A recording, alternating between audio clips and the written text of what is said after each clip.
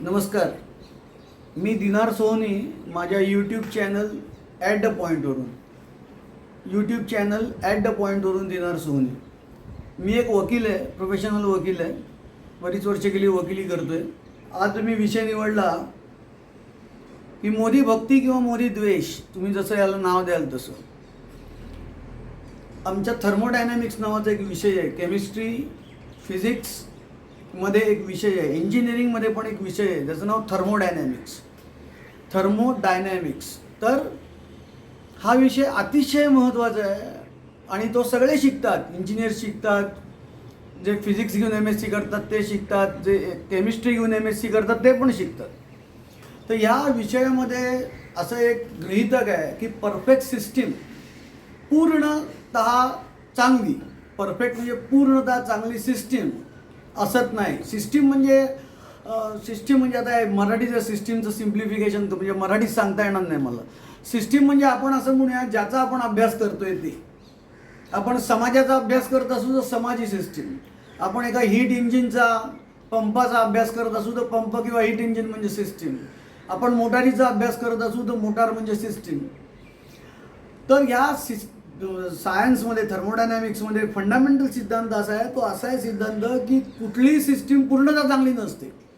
आता याचंच ॲप्लिकेशन राजकारणात ट्रान्सफर करायचं म्हटलं तर कोणीही पक्ष, कोणीही माणूस हा पूर्णतः चांगला आणि पूर्णतः वाईट नसतो. ते असूच शकत नाही, अवैज्ञानिक आहे.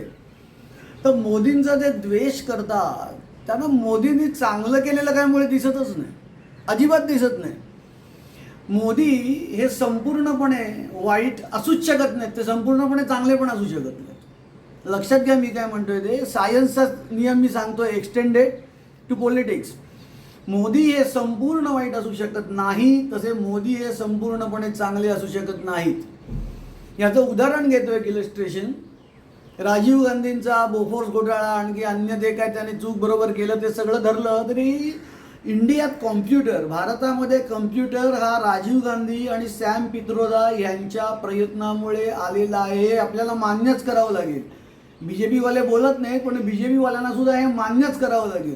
म्हणजे राजीव गांधी, सॅम पित्रोदा काही दुसऱ्या एका अँगलमध्ये वाईट असले तरी भारताचं संगणकीकरण या अँगलमध्ये ते चांगलेच आहे. किंबहुना मी म्हणेन की राजीव गांधी आणि सॅम पित्रोदा यांनी भारतात डिजिटलायझेशनची, संगणकीकरणाची क्रांती केली, सुरू करून दिलं. म्हणजे पुढे मग त्या बाकीच्या सगळ्या कंपन्यांनी, प्रायव्हेट सॉफ्टवेअरवाल्यांनी, राजकीय नेत्यांनी पुढे नेलं. आता हे मी कशाला सांगितलं, मला हा मुद्दा मांडायचा आहे की कोणी माणूस पूर्ण वाईट नसतो. पण हे जे मोदी द्वेषाने आंधळे झालेले, मोदी द्वेषाची कावीळ ज्यांना झालेली आहे, त्यांना मोदींनी, फडणवीसनी केलं सगळंच चुकीचं दिसतं. तर हे अत्यंत अनसायंटिफिक आहे. म्हणजे कुमार केतकर, निखिल वागळे, राजू परुळेकर, कुमार सप्तशी, सुरेश द्वादशीवार, टकले म्हणून कोणी आहेत पत्रकार, सगळ्यांना म्हणजे चांगलं काही मोदी दिसतच नाही. म्हणजे हा जो विचार आहे मोदी पूर्णपणे वाईट आहे, हा अनसायंटिफिक आहे, याला माझा विरोध आहे. म्हणजे सायन्सचा एक विद्यार्थी, सायन्सचा आणि कायद्याचा एक विद्यार्थी म्हणून मला याला विरोध आहे. आता मोदींचे काही निर्णय चुकलेले आहेत ते मला सुद्धा आवडले नाही. जसा त्यांचा तो बुलेट ट्रेन, जर का माणसाला इथून अहमदाबादमध्ये 2 तासात जाता येत असेल तर जास्त भाडं देऊन तो 6 तासाचा पर्याय का निवडेल? एवढी गरज आहे का बुलेट ट्रेनची? जपानकडून एवढं कर्ज घेतलं ते परत, अनेक मुद्दे आहेत ते जाऊ द्या, पण मी आता त्याच्यावर बोलत नाही आहे. आणखीन दुसरं म्हणजे नोटाबंदी. असा जो नोटाबंदी करून ब्लॅक मनी बाहेर येत नसतो, हे थोडं स्वप्नाळूपणाचं झालं. अजून तुम्हाला काय वाटतं, सगळा ब्लॅक मनी गेलेला आहे आता? हे सगळं जे आंदोलन चाललं आहे, गाड्या येत आहेत, पेट्रोल डिझेल काय कॅशमध्ये होतात ती ट्रान्झॅक्शन्स, आहे ब्लॅक मनी समाजात, त्याला काय करणार, आता काही इलाज नाही आहे. तर असे काही निर्णय चुकले असतील, पण बाय अँड लार्ज मोदींसारखा पंतप्रधान मिळणं हे आपलं भाग्याचं लक्षण आहे. म्हणजे मी म्हणतो मोदींनी 2 निर्णय चुकीचे घेतले असतील तर आम्ही 1000 निर्णय बरोबर घेतलेले आहेत. आता मोदींच्यामुळे प्रत्येक सामान्य माणसाचं, गरीबातल्या गरीब शेतकऱ्याचं सुद्धा बँक खातं निघालं. आधी होतं का ते? प्रत्येकाच्या हातात पासबुक आलं. काही सबसिडी शेतकऱ्यांना मिळायची झाली असेल, कोणालाही सबसिडी द्यायची असेल तर मध्ये करप्शन होत नाही, स्ट्रेट अमाऊंट बँक खात्यात जाते. मध्ये मग सरकारी अधिकाऱ्याकडे, मग त्यांनी 2 पैसे मागितले वगैरे काय होतच नाही, अमाऊंट सरळ बँक खात्यात. हा केवढा मोठा निर्णय आहे, फार क्रांतिकारक निर्णय आहे. दुसरं म्हणजे 370 कलम हटवलं काँग्रेसमधलं. काँग्रेसला वेगळा दर्जा कशासाठी द्यायचा? त्यांनी त्या शेख अब्दुल्लानी ते करून ठेवलं आहे आणि नेहरूनी सेपरेट दर्जा दिला आहे. नाही, त्याला काय अर्थ नाही. काँग्रेसमध्ये टुरिझम आहे, मग केरळमध्ये टुरिझम नाही आहे. केरळमध्ये टुरिझम नाही आहे, केरळला द्या. गोव्यामध्ये टुरिझम आहे, वेगळा दर. प्रत्येकाला वेगळा, तर अख्ख्या भारतात टुरिझम आहे, अख्खा भारत वेगळा दर्जा. याला काय अर्थ आहे का? तर धर्म बिर्म हे काही अर्थ नाही. काश्मीरला सेपरेट दर्जा चुकीचा होता, पण ते 370 कलम काढायचं कसं? मांजराच्या गळ्यात घंटा बांधणार कोण? ते अत्यंत धाडसाचं काम मोदी आणि कंपनीने यशस्वी करून दाखवलं. केवढं मोठं यश आहे. तिसरी गोष्ट म्हणजे बघा, जेव्हा अटलजी पंतप्रधान होते तेव्हा संसदेवर हल्ला झाला होता. संसदेवर हल्ला म्हणजे तुमच्या सार्वभौमत्वाला चॅलेंज, आव्हान होता. तेव्हा सुद्धा आपण एअर स्ट्राईक करू शकलो असतो, सर्जिकल स्ट्राईक. वाजपेयीने केलं नाही. आता जेव्हा ताज हॉटेलवर आणि ती नरिमन बिल्डिंग कोण होती शेजारी, त्याच्यावर अतिरेक्यांनी हल्ला जेव्हा केला तेव्हा एवढा मोठा हल्ला होतो, माणसं मारली जातात अनेक. तुमच्या मुंबईमध्ये फायनान्शियल कॅपिटलमध्ये येऊन हल्ला केला जातो, तेव्हा आपण सर्जिकल स्ट्राईक करत होतो. पण तत्कालीन काँग्रेसचे पंतप्रधान मनमोहन सिंग त्यांनी केला नाही तो सर्जिकल स्ट्राईक. मोठ्या चुका आहेत, मोदींनी करून दाखवलं.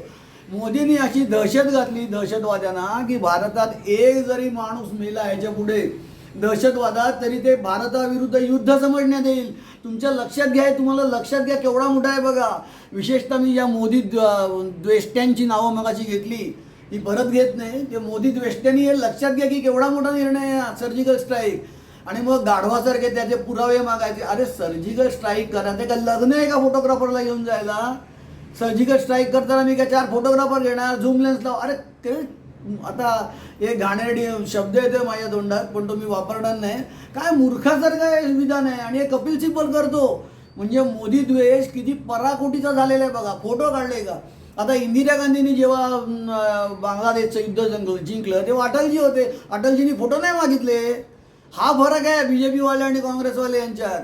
वाईट म्हणायचं म्हणजे आपली उचलली जी बणी लावली टाळ्याला, याला काय अर्थ आहे का? एखाद्या माणसाला वाईट म्हणायचं म्हणजे काही केलं तरी वाईट म्हणायचं, फोटो मागायचे. हे लग्न आहे काय फोटो मागायला?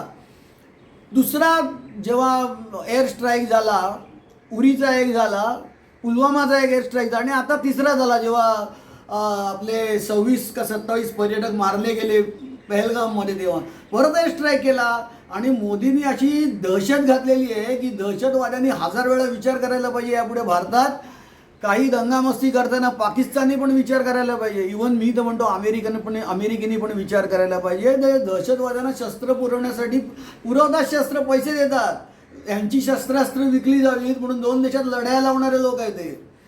तर हे केवढं मोदीचं कार्य आहे मोठं. आता मी फक्त 3 सांगितली तुम्हाला.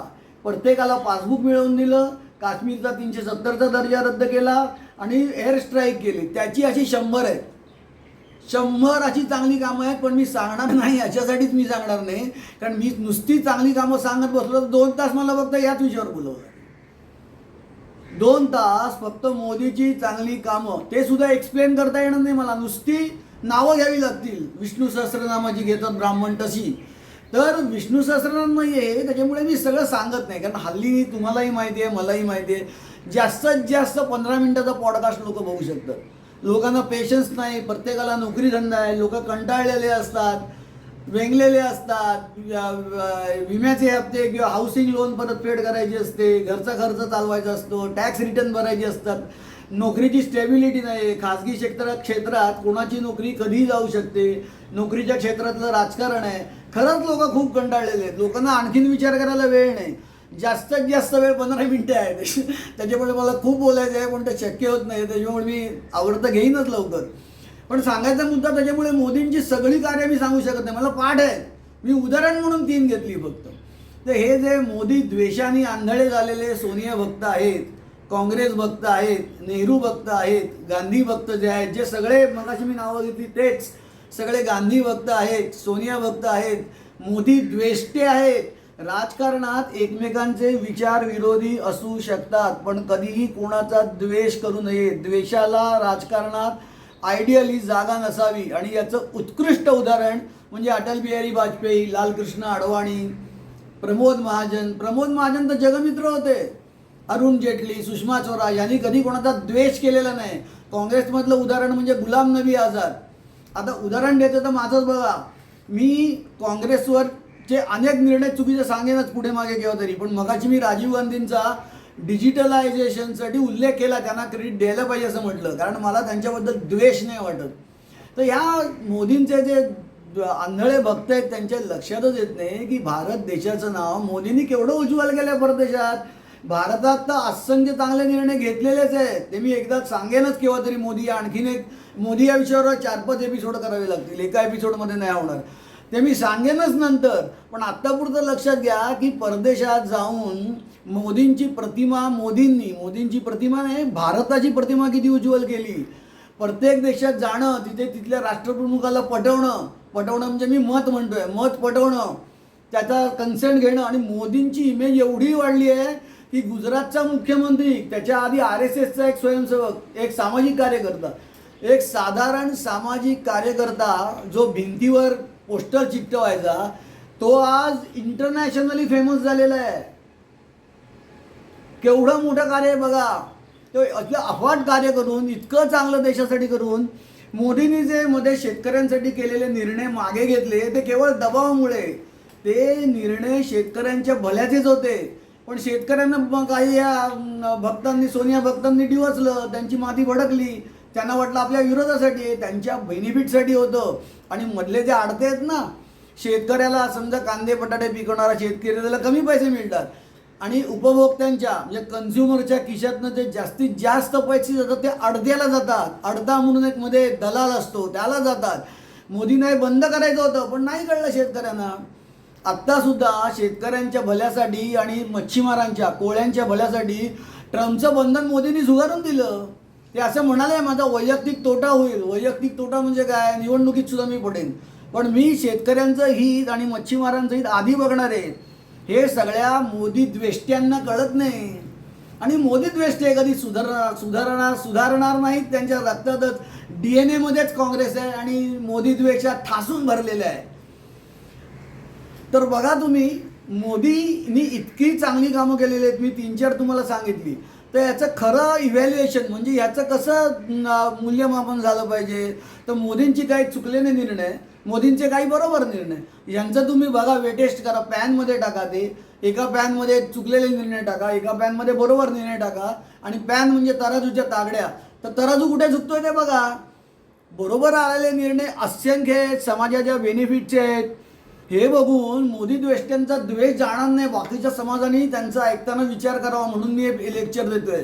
हे लेक्चर मी केतकर आणि वागळे सुधारावे म्हणून देत नाही, ते बापजन्मी सुधारणार नाही, ते मला माहिती आहे. हे लेक्चर मी बाकीच्या लिस्नर्ससाठी देतोय की तुम्ही विचार करा की मोदी खरंच वाईट आहेत का हे म्हणतात म्हणून त्यांच्या बहकायचं, त्यांच्या नादाला लागायचं, हे खरं आहे का. तर अत्यंत चांगला एक पंतप्रधान आपल्याला नशिबाने मिळालेला आहे. मोदींचा आणखीन एक महत्त्वाचा गुण, मी म्हटलं ना मोदींसाठी वेगळा एपिसोड करावा लागेल, इतकी चांगली कामं केलीत. ते नॉन करप्ट आहेत.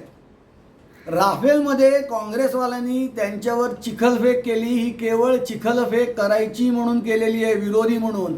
विरोधासाठी विरोध आहे. काँग्रेसवाले हे कोर्टात सिद्ध करू शकले नाहीत. मोदींना कोर्टाकडून राफेलमध्ये क्लीन चिट मिळालेली आहे. काहीही कुठेही भ्रष्टाचार गेले 11 वर्षात झालेला नाही. आणि गुजरातमध्ये पण ते 12 वर्ष होते तेव्हा पण झालेलं नाही. एक विचार करा, एक माणूस सलग 23 वर्ष सत्तेत राहतो, रेकॉर्ड आहे. आत्तापर्यंत इंदिरा गांधी सुद्धा सलग 23 वर्ष सत्तेत नव्हत्या. जवाहरलाल नेहरू पण नव्हते, ते 15 वर्ष होते. सलग सत्तेत 23 वर्ष असून निष्कलंकपणाची इमेज तयार करणं आणि करप्ट नाही हा ठसा आहे मोदींच्यावर. करप्ट नाही हा ठसा आहे, स्वच्छ माणूस हा ठसा आहे. हा उमटवणं 23 वर्षात हे चेष्टा नाही आहे, खायचं काम नाही आहे. पण या मोदी द्वेष्ट्यांना मोदींचं काही चांगलं दिसतच नाही. आणि एक जे त्यांना म्हणतात चहावाला, बरेच लोक टिंगल करतात, चहावाला आहे. आणि हे लक्षात घेतलं पाहिजे की त्यांचा अनुभव एवढा मोठा आहे. केवढा मोठा आहे त्यांचा अनुभव. तुमचा चिदंबरम जो आहे ना मोठा वकील सुप्रीम कोर्टातला, तो गेला होता ना जेलमध्ये करप्शनच्या आरोपावरून. कुंड्यात कोबी आणि भाजी पिकवायची नाटकं करून मातीच्या खाली पैसे लपवून ठेवले होते ना चिदंबरमनी.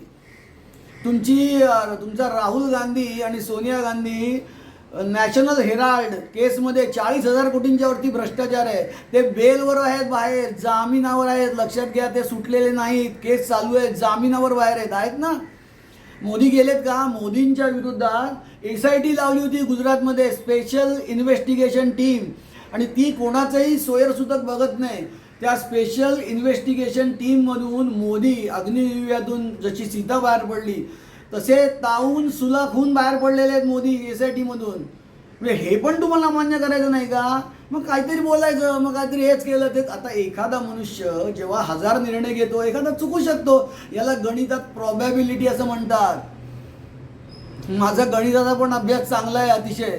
केमिस्ट्री इतकाच गणित विषय मला आवडतो. दोन्ही विषयात मी MSc आहे म्हणून तुम्हाला अधिकारवाणीने सांगतोय. प्रोबॅबिलिटी म्हणतात. जसं मी मगाशीच म्हटलं की एक माणूस संपूर्णपणे कधी बरोबर असू शकत नाही, तसं तो संपूर्णपणे चूक पण असू शकत नाही. एखादा निर्णय चुकला असेल तर त्याच्यावर टार्गेट करून अनेक चांगल्या निर्णयांकडे दुर्लक्ष करायचं, ही जी घाणेरडी सवय, नीच सवय लागलेली आहे मोदी द्वेष्ट्यांना, की ते बाजूला सारणार नाही. तुम्ही ती लावून घेऊ नका बाकीच्या समाजाने, असं मी सांगतोय. तर लक्षात घ्या, खूप चांगली कामं चाललेली आहेत. देश प्रगतीपथावर आहे. विश्वगुरू वगैरे होईल असं मी काय म्हणत नाही, कारण त्याला माझी काय मतं आहेत, रिझर्वेशन्स आहेत. तर विश्वगुरू या विषयावर मी बोलेनच नंतर. तर आता एवढंच सांगतो, विश्वगुरू या विषयावर मी बोलत नाही. पण मोदींनी संपूर्ण जगात भारताचं नाव उज्ज्वल केलेलं आहे. अनेक राष्ट्रप्रमुखांचे मैत्रीचे संबंध जोडलेले आहेत.